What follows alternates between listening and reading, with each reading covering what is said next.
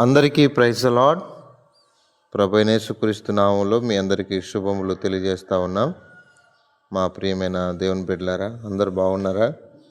మీరందరూ క్షేమంగా ఉండాలని మీ అందరి క్షేమం కొరకు మేము ప్రార్థన చేస్తాం. రండి, ఈ సమయంలో నిర్గమాకాండం 32వ అధ్యాయం 34వ వచనం నేటి క్యాలెండర్ వాక్యం చదువుకుందాం. ఇదిగో నా దూత నీకు ముందుగా వెలును, నా దూత నీకు ముందుగా వెళ్ళు. ప్రియమైన దేవుని బిడ్డలారా, దేవుడు తన దూతలను మనకు ముందుగా పంపుతాడని, తోడుగా ఉంచుతాడని, కాపుదలగా ఉంచుతాడని మనం ఎన్నో చూస్తాం. అంటే మోషే గారి జీవితంలో ఈ దూత యొక్క అనుభవం లేకపోతే ఎంత ఇబ్బంది అయ్యేదో అన్న విషయం మనము బాగా అర్థం చేసుకోవాలి. దేవుని దూతల యొక్క సహాయము ఎంతైనా అవసరము అన్న విషయం మనకు అర్థమవుతుంది. దేవుడు తన దూతలను మనకు సహకారులుగా ఉంచాడు. హెబ్రీ రాసిన పత్రికలో మనం చదివితే, హెబ్రీలకు రాసిన పత్రిక రండి ప్రియ దేవుని బిడ్డలారా, హెబ్రీలకు రాసిన పత్రిక 1వ అధ్యాయం. హెబ్రీలకు రాసిన పత్రిక దేవుడు దూతలను ఆయన బిడలమైన మన కోసము రండి 1వ అధ్యాయం 14వ వచనం, 13, 14 లేకపోతే 14 చదువుతున్నాను. మీరందరూ రక్షణను స్వాస్యము పొందబో వారికి పరిచారము చేయుటకై పంపబడిన సేవకులైన ఆత్మలు కారా. కాబట్టి పరిచారం చేయడానికి పంపబడిన సేవకులైన ఆత్మలు. నా ప్రియ స్నేహితులారా, పరిచారము చేయడానికి పంపబడిన వారికి సహాయం చేయడానికి తన దూతలు ఉన్నారు అన్న విషయం మనకు అర్థమవుతుంది. కనుక దేవుడు తన దూతలను వాయువులుగాను, తన సేవకులను అగ్నిజ్వాలగా దేవుడు చేశాడు. కాబట్టి ఏది ఏమైనప్పటికీ మోషే గారి జీవితంలో ఈ దూత యొక్క అనుభవం అనేది చాలా ఉంది. నిర్గమాకాండము 3వ అధ్యాయంలో ప్రత్యక్షమైన దూత ఇక తన జీవితంలో ఇక మనం చూస్తూ వస్తాం. అంటే ఆ దూత యొక్క సహాయము ఎంత అద్భుతమైందో, సమయోచితమైన సహాయాన్ని మోషే గారికి పంపుతూ వచ్చింది. నిజంగా సమయోచితమైన సహాయము, అద్భుతమైన సహాయం. ఒక విధంగా చెప్పాలంటే నా ప్రియ స్నేహితులారా, శత్రువు యొక్క బారుని కాపాడుట్లో, శత్రువును తప్పించట్లో, అర్థమైందా, వెనుక ముందు ఆవరించి, నిజంగా మనకి ఆయన దూతల యొక్క సహాయం లేకపోతే శత్రువు ఎన్నిసార్లు మనల్ని ఏం చేసేవాడో తెలియదు. ఆయన కాపుదల ఉంది కాబట్టి అమ్మ నాన్న బతికున్నాం, ఇక నేను ఇట్లా ఉన్నాను అట్లా అనుకుంటున్నాం. కానీ కాబట్టి దేవుని యొక్క అద్భుతమైన సహాయం ఉండటం బట్టి ఈ భూమి మీద మనం జీవిస్తున్నాం అన్న విషయం. ముందు సముద్రం ఉంది, వెనుక శత్రువులు ఉన్నారు, మరి దూత లేకపోతే ఎట్లా? అర్థమైందా? అవును. నిర్గమాకాండం 14వ అధ్యాయం, నిర్గమాకాండము 14వ అధ్యాయం 14వ అధ్యాయము 19వ వచనాన్ని చదువుతున్నాను. 19వ వచనం. అప్పుడు ఇశ్రాయేలు ఎదుట సమూహమునకు ముందుగా నడిచిన దూత వారి వెనుకకు పోయి వారిని వెంబడించెను. అంటే ముందు వెనుక ఆవరించిన దూత. అంటే 3వ అధ్యాయంలో ప్రత్యక్షమైన దూత మోషే గారి జీవితంలో అనుక్షణము, క్షణక్షణము కూడా ఆయన దూత యొక్క సహాయము ఉంది అని చెప్పట్లో సందేహం లేదు. ఎవరు సందేహపడాల్సిన అవసరం లేదు. ఆయన దూత యొక్క సహాయము ఎంత ఉందంటే ఇక మాటల్లో చెప్పలేం. ఎన్నోసార్లు ఇశ్రాయేలీలు మోషే మీద సనుగుతూ మోషేకు విరోధంగా మాట్లాడినప్పుడు నిజంగా దేవుడు తన యొక్క అద్భుతమైన సహాయాన్ని పంపించలేదంటే పంపించాడు. నీళ్ళు లేవని, కొన్నిసార్లు మాంసం లేదని, కొన్నిసార్లు వాళ్ళు ఏడ్చిన ఏడ్పులు వారి మాంసాపేక్ష అధికమైపోయింది. అవి మాటల్లో వర్ణించలేము. అవసరమైతే మోషే ఆహారంలో చంపేద్దాం అనుకున్నారు. అలాంటప్పుడు దేవుడు తన దూత యొక్క సహాయము, ఆయన సహాయము లేకపోతే మోషే ఏం చేస్తాడు? అర్థమైందా? మోషే ఏమి చేయగలడు? రండి, సంఖ్యాకాండం 11వ అధ్యాయం.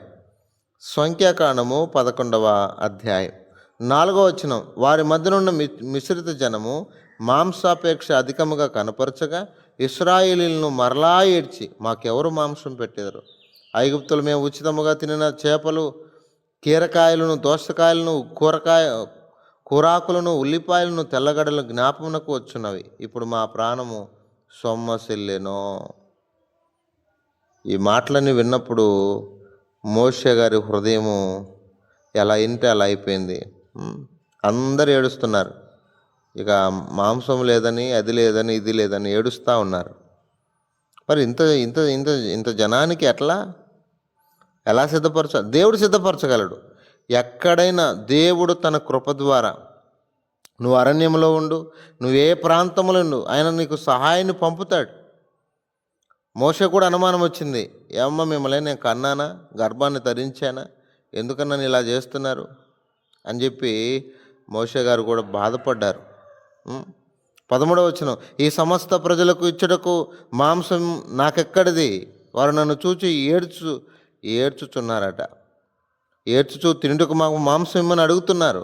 ఈ సమస్త ప్రజలను ఒంటిగా మోయట నా వల్ల కాదు, అది నేను భరింపలేని భారం. నువ్వు నాకు ఇట్లు చేయదలిచిన ఎడల నన్ను చంపుము.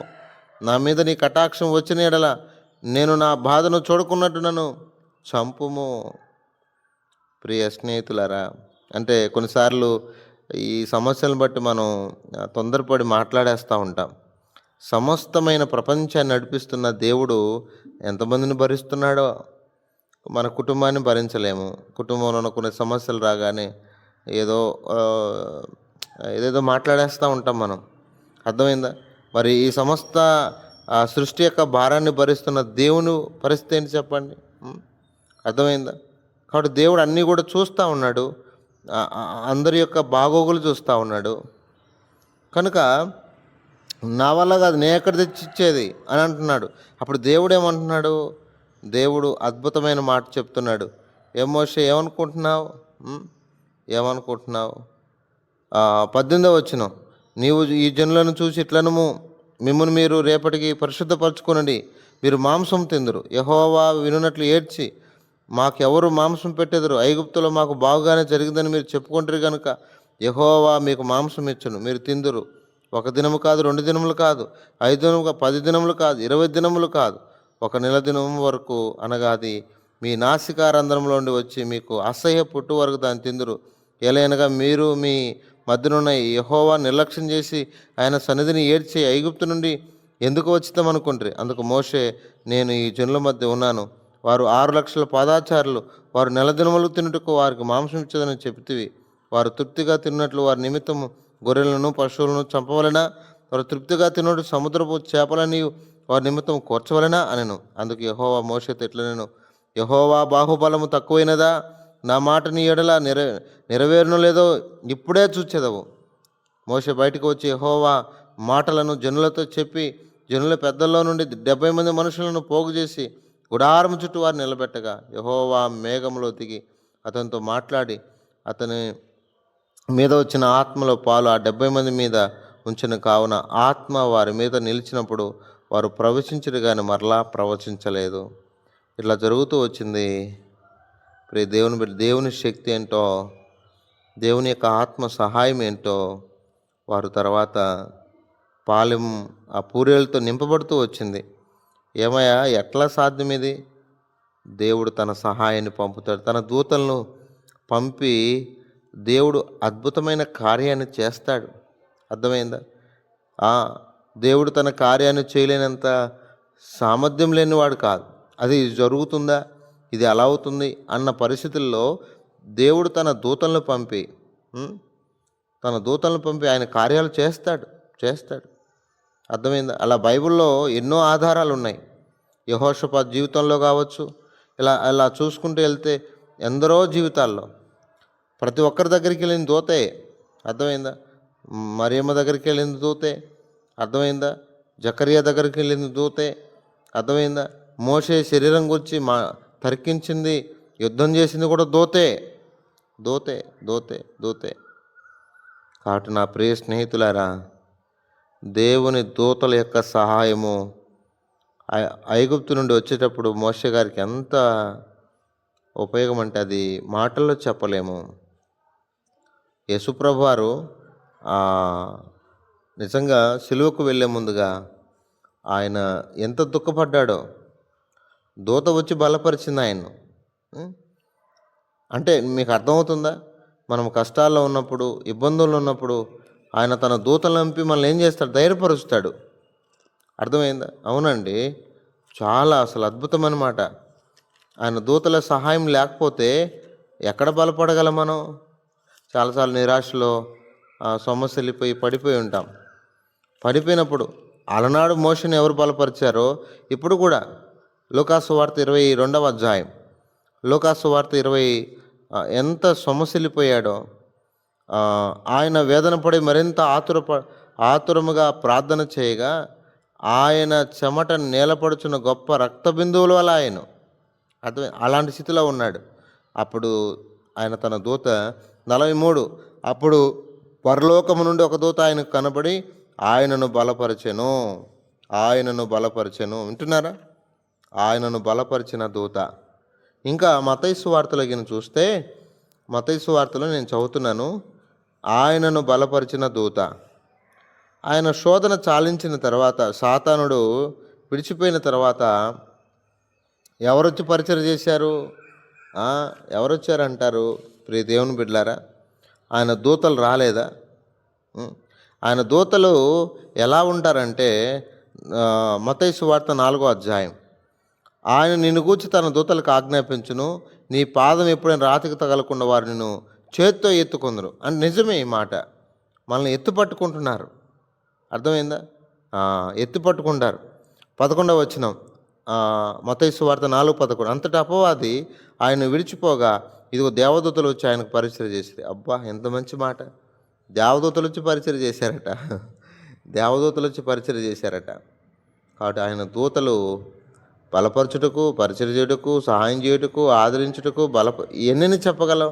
కాబట్టి ఆ విధంగా మన జీవితాల్లో ఆయన దూతలు ముందుగా ఉండి మనల్ని ఆయన సేవలో కావచ్చు, ఆయన పరిచర్యలో కావచ్చు, ఆయన ఏ దాంట్లో అయితే మనల్ని ముందుకు తీసుకెళ్తున్నాడో వాటన్నిటిలో ముందుకు నడిపించుటకు ప్రభు మనకు సహాయం చేయనుగా ప్రార్థన చేస్తాం. పరిశుద్ధుడైన తండ్రి, కృపగలిగిన దేవ, స్తోత్రాలు. మీరు ఇచ్చిన ఈ అద్భుతమైన మాటల కొరకు స్తుతిస్తూ, ఆయన మోషే గారికి నీ దూతను తోడుగా ఉంచినట్లు మాకు కూడా నీ దూతలను తోడుగా ఉంచండి. ప్రతి పరిస్థితుల్లో మమ్మల్ని ధైర్యపరిచి, బలపరిచి, ఆదరించడానికి ఆయన నా ప్రభువా అన్ని సమయాల్లో మీ దూతల యొక్క సహాయాన్ని మాకు దయచేయమని మీ దయను కృపను కోరుతూ, మా ప్రియులందరినీ కూడా ఎవరైతే ప్రార్థన అవసరాలు కోరుతూ వచ్చారో వారందరినీ దీవించమని యేసు పరిశుద్ధ నామంలో ప్రార్థన చేసి అడిగి వేడుకొనుచున్నాము తండ్రి. ఆమేన్.